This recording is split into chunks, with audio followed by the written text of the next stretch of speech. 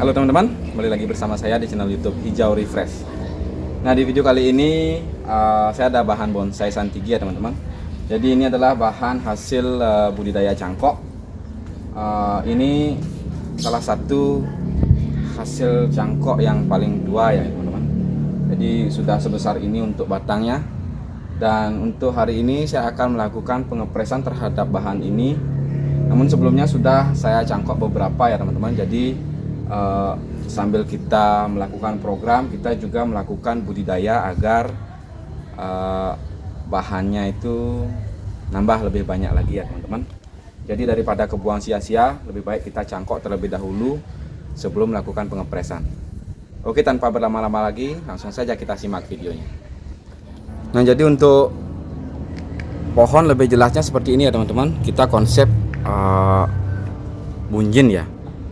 Kita konsep agak tinggi yang gayanya meliuk.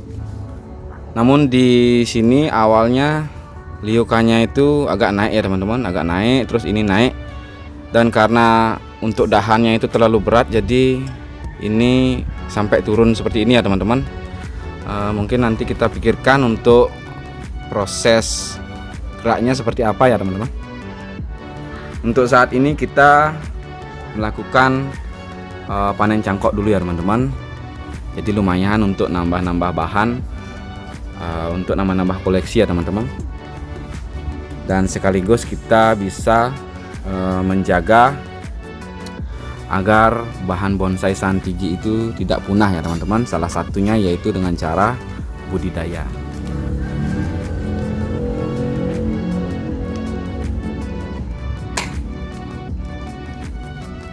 Nah, untuk akar seperti ini teman-teman, sudah sangat rimbun untuk perakarannya. Jadi ini sudah bisa kita langsung tanam ya teman-teman.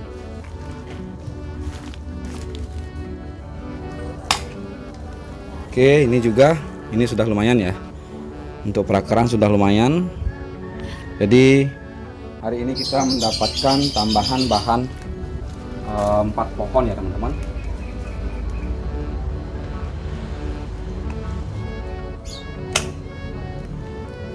Nah, untuk yang terakhir sepertinya kita akan menggunakan gergaji ya teman-teman, karena saya rasa ini sudah sangat besar.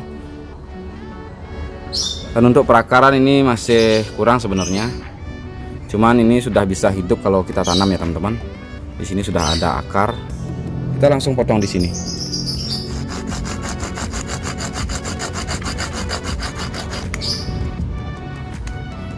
Oke, kita sudah mendapatkan 4 tambahan bahan ya teman-teman. Bisa kita olah lagi, ataupun kalau kita kurang suka, ini bisa kita kembalikan tanam ke pinggir-pinggir pantai ya teman-teman.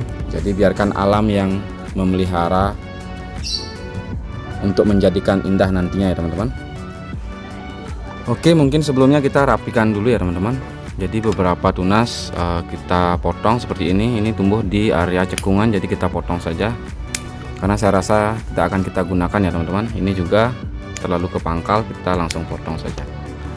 Nah, ini kita mungkin coba pelihara satu saja dulu, siapa tahu nanti bisa kita gunakan ya teman-teman. Nah, untuk di konsep pada bahan ini, saya konsep itu meliuk ya teman-teman, ataupun bunjin yang meliuk. Jadi untuk batang meliuk seperti ini, dari bawah meliuk. Nah, kita mempunyai cabang pertama di area sini, cabang pertama, dan ini terusan cabang kedua itu masih kecil ya teman-teman. Ini masih sangat kecil. Kemarin ada di area sini numbuh cabang yang sudah sebesar ini mungkin ya, namun itu patah. Jadi seperti ini masih ada bekasnya ya teman-teman. Itu patah dan saya gunakan cabang yang di bawahnya. Kebetulan ini sudah ada tunas lagi, jadi langsung kita arahkan ya teman-teman. Nah, setelah cabang kedua kita masih menunggu. Di sini ada cabang lagi yang silang ataupun berlawan arah ya teman-teman. Di area cembungan ini kita menunggu cabang yang ke arah sini. Terus ini masih cabang lanjutan yang ke arah kanan, dan ini sebagai terusan. Itu untuk rencananya teman-teman. Namun bisa kita rubah nanti, karena kalau misalnya kita menggunakan konsep seperti itu lumayan tinggi juga ya teman-teman, karena cabang 1, 2, 3, 4 dan sampai 5 cabang. Mungkin kebanyakan ya teman-teman. Atau nanti bisa kita press di area sini. Jadi cabang pertama, kedua, di sini ada cabang ketiga dan terusannya. Jadi untuk sementara kita hanya memelihara aja dulu ya teman-teman. Karena di sini saya rasa sudah lumayan cukup. Jadi kita press, kita hanya melakukan pengepresan di area sini. Dan untuk bag kita sudah mendapatkan juga ya teman-teman. Untuk bag kita sudah mendapatkan, namun ini untuk arahnya itu tidak bisa dipaksakan ya teman-teman, terlalu ke arah kanan. Mungkin nanti kita bisa gunakan tunas yang ini untuk ke arah, ataupun seandainya di area sini nanti kita mendapatkan tunas, kita bisa arahkan agak ke depan ya teman-teman. Jadi untuk saat ini saya masih pelihara, dan mungkin nanti kita akan lakukan penggantian kawat ya teman-teman, karena ini sudah lumayan masuk, karena ini pertumbuhannya sangat cepat ya teman-teman, sangat subur. Jadi kita akan melakukan penggantian kawat ataupun rewiring ya teman-teman. Nah, untuk di area terusan cabang pertama ini saya masih bingung ya teman-teman, saya masih gambling apakah kita menggunakan ini untuk terusannya ataupun kita menggunakan yang ini ya teman-teman. Jadi kita ada dua seperti ini, kita ada dua ya teman-teman. Saya masih bingung untuk yang akan kita gunakan sebagai terusan ataupun ekor dari cabang pertama ya teman-teman. Namun sepertinya saya rasa kita akan press di area sini ya teman-teman, karena ini lebih stabil kelihatannya ketimbang kita menggunakan yang ini, itu terlalu panjang ya teman-teman. Jadi kalau kita bayangkan dari arah sini, dari batang ini sampai ke sini itu sangat panjang, dan untuk ukuran batangnya juga tidak ngerucut ya teman-teman, itu monoton untuk ukuran batangnya. Jadi saya sementara untuk pengepresan kita lakukan di area sini. Oke, langsung kita potong di area sini.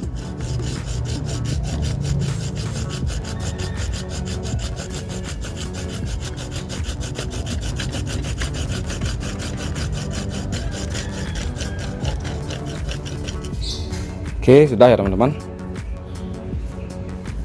Ini kalau mau bisa kita stek ya teman-teman. Namun untuk kemungkinan hidupnya itu sekitar 50% ya, 50-50 lah.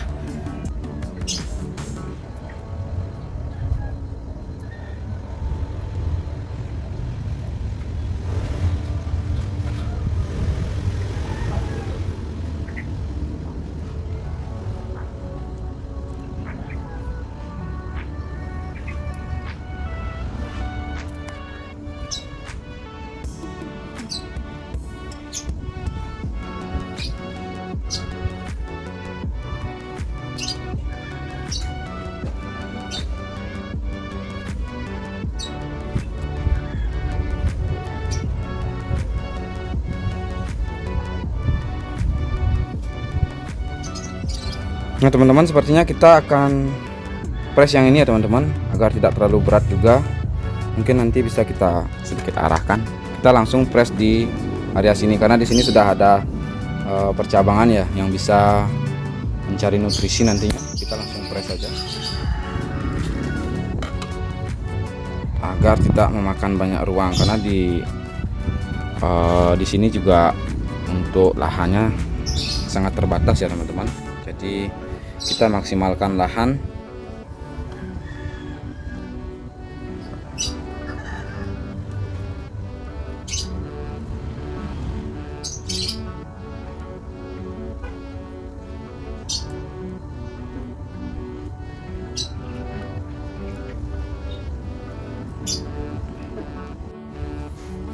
Nah, sedikit tips juga ya teman-teman untuk penggantian kawat ataupun rewiring, karena untuk kawat sudah kemakan seperti ini ya teman-teman.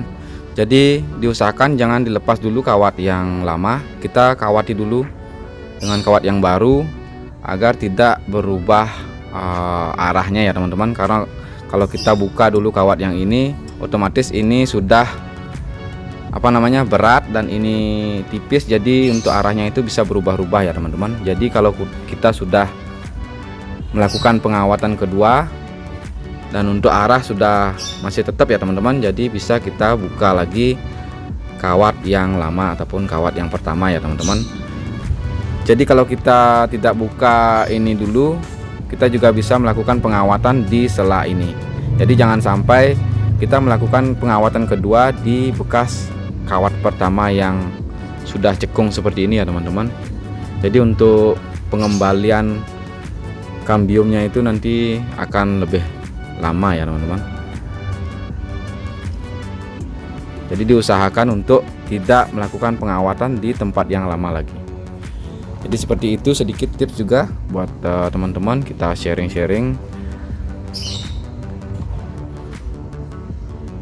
Jadi seperti ini ya teman-teman. Ini bisa kita lakukan pengawatan di sela-sela bekas kawat yang pertama.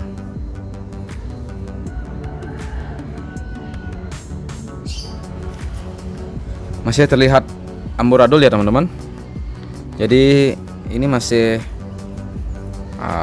rancu, kita mau konsepnya seperti apa ya teman-teman. Namun yang pasti saya menunggu di percabangan ini ya teman-teman. Begitu ini ada percabangan, otomatis di sini sudah menutup dan itu sudah lengkap saya rasa ya teman-teman. Ini bisa kita buang. Jadi sekiranya itu dulu video dari saya. Yang pastinya nanti akan kita update lagi terkait perkembangan pohon ini ya teman-teman. Dan untuk hasil cangkokan mungkin saya tidak videokan ya.